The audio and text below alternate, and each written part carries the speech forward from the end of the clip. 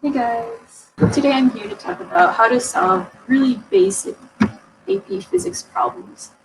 So I guess before we begin, there's a lot of social media that Privable has, and I really recommend you to follow them. The memes are actually really good. I've been looking at them myself, and they're not like old people memes. They're like real up-to-date memes. They're actually really good. So I really recommend you to follow them on Instagram and Twitter. Um, Just a really quick overview about who I am as a streamer. Uh, I am just a regular college student. I'm actually from a non-magnet public high school from Henderson, Nevada, so I'm just like a completely normal person from a really normal background. But I currently attend a university called Columbia University up in New York City. In fact, I'm currently in that dorm right now where I'm streaming this live stream from. I'm probably going to study mechanical engineering, so uh, there's a possibility that I won't be studying mechanical engineering. I've been tutoring between electrical engineering and mechanical engineering. We're going to see what's going to happen. So I'm going to need to decide my major by the end of the semester anyway. But since I'm teaching AP Physics, you might be surprised that my favorite subject in school is in fact physics. And also, fun fact, I did take this course before. I have taken AP Physics 1 before, and one of AP Physics 2, AP Physics C Mechanics. I never took magnetism, but that's simply because I never had time to. But yeah, I'm not going to try to teach this course, even though I never took AP Physics 1 before. So I think I'm somewhat qualified to teach. Just a really quick overview of what I have in store today.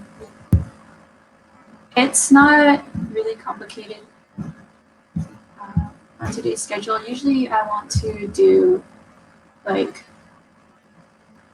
more of a Q&A session where I pull up a whiteboard and I just like jot down a lot of notes and jot down like a lot how to solve a lot of problems. But today I'm just doing a really brief introduction, and this is just not the style I usually go for. It's just like PowerPoint, but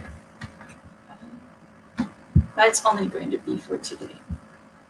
So don't worry about it. I'm going to change it up in a minute.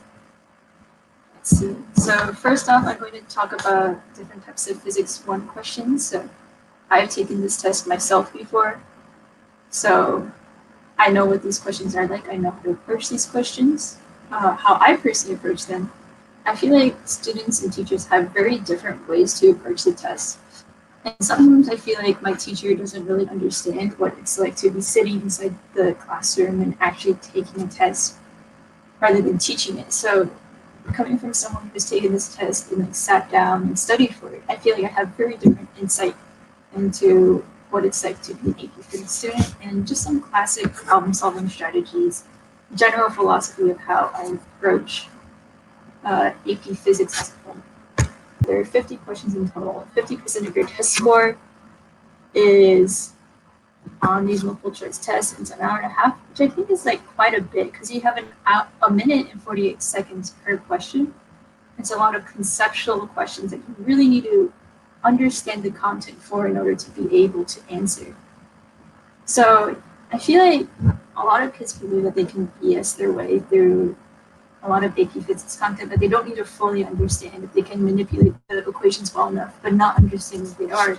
They'll still be able to succeed on a test like this. And I feel like I strongly disagree with this idea because I used to be that student and I used to think that as long as I just looked at the equations, I would be able to understand it. And that's why I struggled a lot in AP Physics at a certain point. So you really need to conceptually understand everything when it comes to the topic, not just the equations, but also their application, how they function in real life, how we use it, just like literally everything about physics you need to understand to get a lot of these questions right. But in my opinion, as a student and like someone who's like survived high school and graduated, I feel like multiple choice tests are pretty much multiple guess. You know, like there's no penalties for guessing, and there's nothing wrong with like just putting in bubbling in a random choice. Like you still get like the same amount of points if you get it right. So there's always a chance you can get it right. So I'm not super worried about the multiple choice. And you have process of elimination. You have like a bunch of these strategies you can use that I'm pretty sure a lot of people have taught you over the years. The second half of the test are the FRQ questions. This is another 50% of the test. And in my personal opinion, this is the real breadwinner or loser. Like, it depends on how you really approach it, because there's a lot of people who don't prepare for the FRQs and they really lose a lot of points there.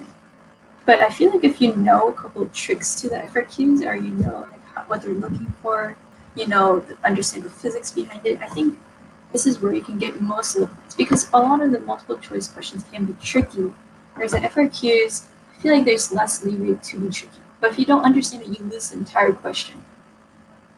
And religiously follow the equation sheet. Honestly, I don't remember most equations in physics. The kinematics equations, I still don't remember what they are, other than the fact that I could derive some of them. But really, the equation sheet is where it's at. So just depend on it, trust it. It's pretty simple. Show all your work, partial credit can be given. I was looking at the FRQs and I remember them, and I feel like there's not a lot of like computational to like show your work. So I feel like you just need to be very thorough with your answers. You need to say as much as you possibly can and respond in a very full fashion. Like, no, like, you know how people sometimes want to be lazy, put in fragments, and put in like really shorthand work. Like, you can't really do that in the AP Physics FRQ, I feel personally as a student. You need to derive a lot of equations as well. I remember doing that a lot. Sometimes they give you an equation, like, I don't know, like the gravitation equation. They tell you how do you get this relationship from this equation and how can you derive that equation from other equations on the equation sheet. And for a lot of students, this is extremely difficult because when they go into a physics course, some reason they don't expect it to be like a math course. And physics is fundamentally applied math. To be able to derive other equations from even more simple equations, or be able to derive equations from like logically the definition of a lot of these, like a lot of vocabulary in physics, it's going to be really difficult to derive equations. This is not just like a mathematical understanding, but this is a conceptual understanding of how these components work in real life in order to derive other equations that we use in physics. Let's say that there are questions that are experimental design. I personally don't remember experimental design. Sometimes I remember they would have like an experiment set up. Like they would have like a car rolling down like a ramp or something, like an experiment. And you would have to analyze it, like what are the potential graphs that would show up.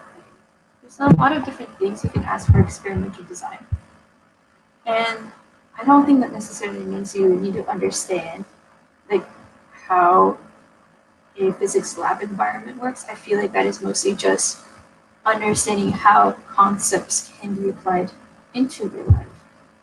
So I don't think that's really intimidating, because I feel like that's the essential goal of most sciences, is to like eventually, maybe not right now, but maybe in 100 years, to be able to be applied for the betterment of humanity. So a lot of physics you might not understand why we need to use it. You're going to use it eventually one day. There's qualitative/quantitative translation. So sometimes they will ask you, and let's say we have three objects, which one's going to like go the farthest, which one's going to be the fastest, which one's going to be the one that hits back. There's a lot of different ways, but I remember ranking a lot of like objects in like 1, 2, 3, 3, 2, 1, 2, 3, 1, based on their reaction in a certain situation. I guess that's a more qualitative observation that can be derived from an FRQ. There's also quantitative translation. And I guess that would be more like straight math, quantitative observation. Let's say that you're looking at like once again, like another car going down a ramp. Like what would be the acceleration, what would be the velocity. So maybe they'll give you a velocity for time, velocity what the acceleration is, and then you can just find the slope of it and it'll be pretty simple. Short answer.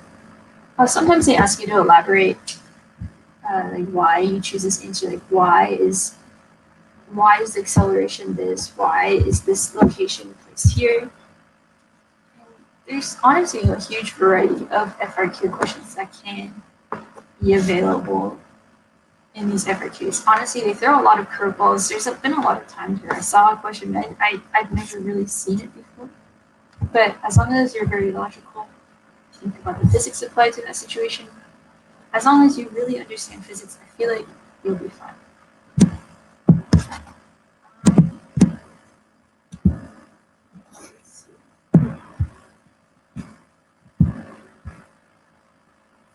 So, what are physics questions exactly like? That depends. There's a lot of different types of physics questions, and we've already covered a lot of FRQ questions. Let's talk about physics questions in general.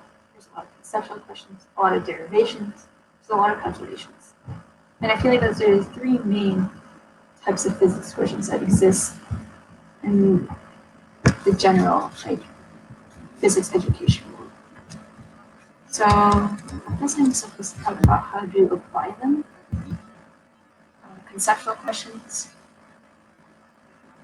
It just tests your conceptual understanding of things, like how things actually work.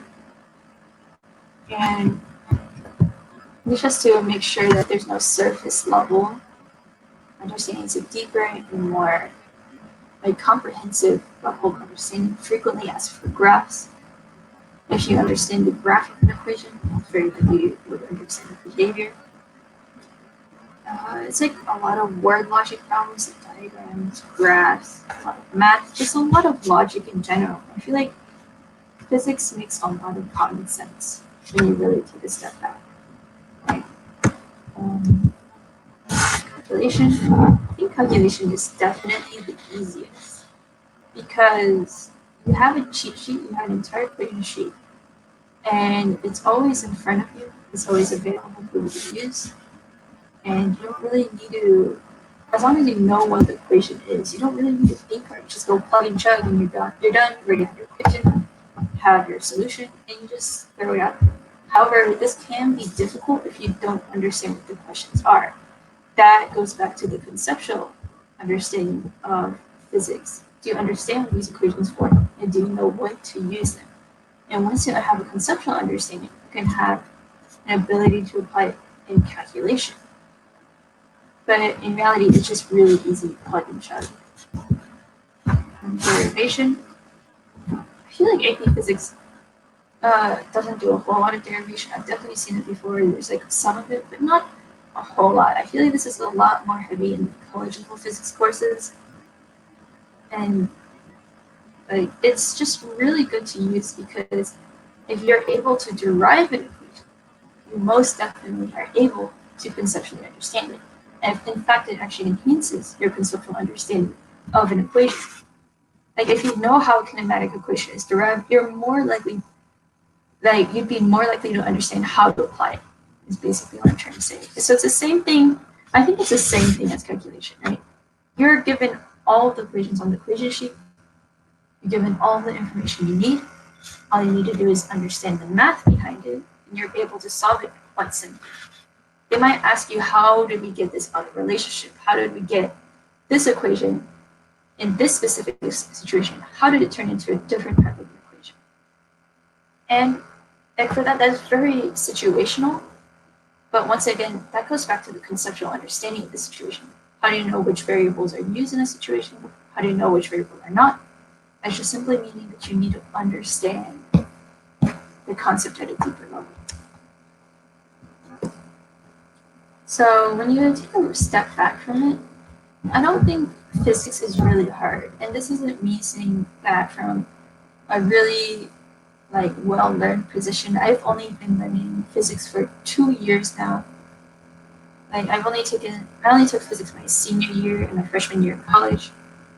And when you take a step back, it's not that hard. I feel like the same thing over and over again, but just in different situations, in different ways of wording. And I don't think it's that hard. And I feel like it's just a lot of words covering a simple idea that can be easily expressed through math equations. That it should be applied into real life. I really don't think physics is that hard.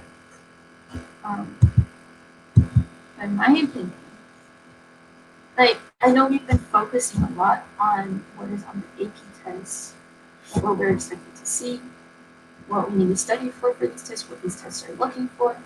My question to you is, does it really matter what kind of questions that the AP test will throw at us?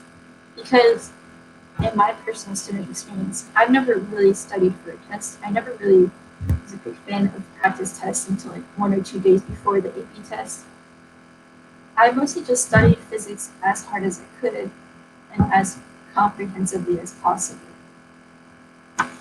So, I don't know. I never really believed that like, it mattered what is on an AP physics test. Because I feel that if you're really good at physics, then you'll be pretty much fine on the exam. Like, the way that I understand this is that if I were to go right now to take a fifth grade mathematics test, a very simple algebra, like 2x plus 3 is equal to 5. What is x?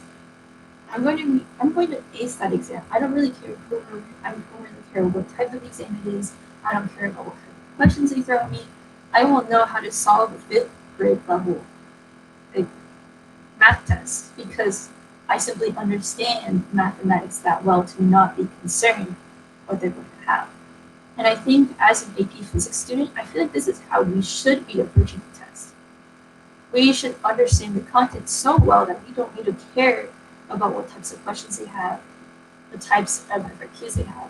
We just understand it that well that we don't need to worry about what types of questions they have. I mean, you might be saying that like, oh, but like fifth grade and like you're currently 19, and you can't compare like a 19-year-old to like a fifth grader level test. That's just like such a large difference in capability. But I don't think there's a lot of content in AP physics that need to be covered. And like to be completely candid, if you just worked hard, spend some extra time, you can get really good at physics. You can get at really high level, even like calculus-based physics. You try, and once you get to that level, all this stuff in AP physics is extremely easy. This is pretty much how I approach the AP physics test in high school. Like, I don't really care what they say in the curriculum. If I really understand acceleration, really understand velocity, no matter what type of acceleration or velocity question they will throw me, no matter how strangely worded it is, I will understand it unless the test is purposely trying to like hurt me or make me feel bad. So overall, I just don't really concern myself with the semantics of these exams. I just make sure I pay attention during test day so I don't trip up on something. So I guess like my fundamental takeaway from this is that I want people to start thinking like a physicist. If you threw a physicist into the AP physics test, I'm pretty sure they'll ace it. Because that is what the AP curriculum is meant for. And I hear a lot of people complain, like the AP curriculum, like people who take AP tests only study for the test. I feel like it's really difficult to analyze your intelligence any other way. And I feel like teachers who only teach to the test kind of fundamentally misconstrue the purpose of education. Like, I feel like the purpose of education is to think like a scientist or a physicist. So how do physicists think and how can we apply it to AP physics? Well, physicists are problem solvers, and if you were to look at how the test was designed, it's meant for problem solving. They approach math very creatively. Physics is just applied math. That's why it's algebra based, right? And that once again goes back to the derivation, the conceptual understanding, the derivations. As long as you understand math really well, and can think about it outside of math, I think you're pretty much fine for physics. Nothing exists in a vacuum, both literally and figuratively. as in concepts always interact with each other. You might find very strange places where like they have a strangely similar relationship, even though they seem very like seemingly different concepts. Like, I'm not sure about how much physics knowledge you have, but let's take gravitational, like the gravitational force field and Coulomb's law. So there's also like an r squared relationship in both of them, right? You have gr. I already forgot the exact location because I always depend on the equation sheet, but there's a 1 over r squared relationship in both of them. And like you think like, oh, gravitation and electric force, two completely different things, but they have the exact same concept. And I feel like as long as you understand one concept, it kind of unlocks an understanding to another. However, if you just study one concept on its own, it's really hard to understand.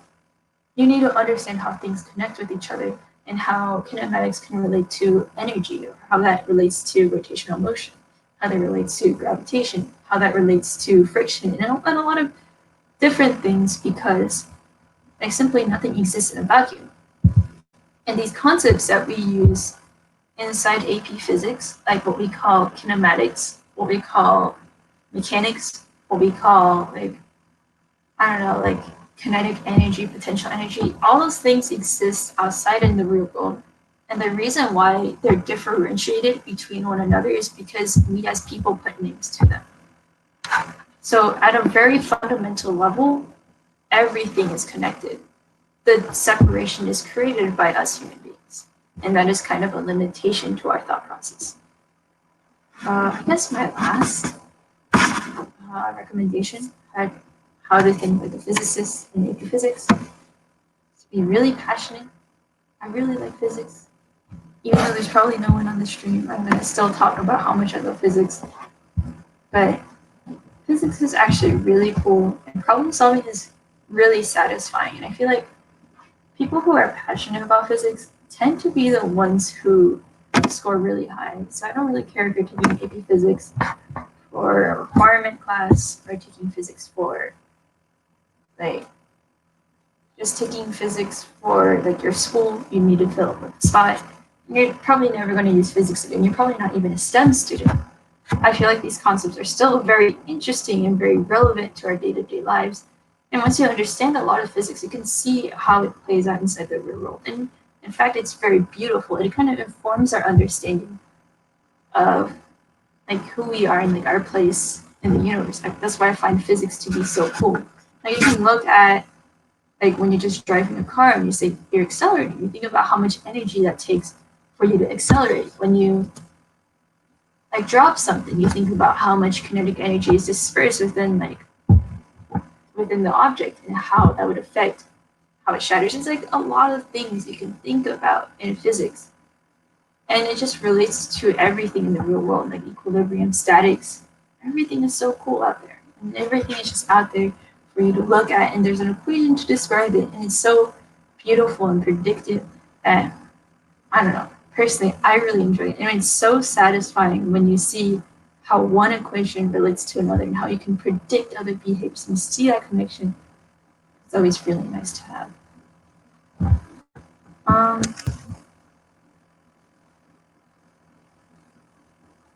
So I guess this is the second part.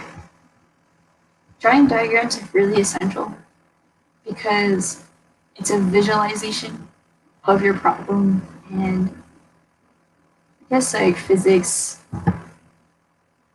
like it's kind of difficult to not draw a diagram because whereas you have a lot of math equations that exist in one world, but the way you bridge those math concepts to the real world is through diagrams. Like you can probably think about in your head with your imagination, but sometimes we need a little bit of help, so diagrams can help a lot with that. Understand how all items in a system work together, as I was talking about earlier. Nothing exists inside a vacuum. Like, everything works together to be what it is. Understand how math applies to those objects. Math applies to all objects, like all of them. I'd be pretty scared if they weren't. Like, even like really simple equations you need to consider. like the edge cases, whether or not there's air resistance, whether or not there's friction. There's a lot of potential things that could happen inside physics that you need to consider and consider how math applies to. And physics is both a visualization and a conceptualization. And I think that's what's kind of different from math. And that's how physics takes a step outside of math. Like I know that there's a lot of visualization in geometry or like a lot later in calculus, but you need both an understanding of the real world and math to understand. Whereas math, you can completely neglect the real world. You'll still be able to find it, I think. At least in my belief.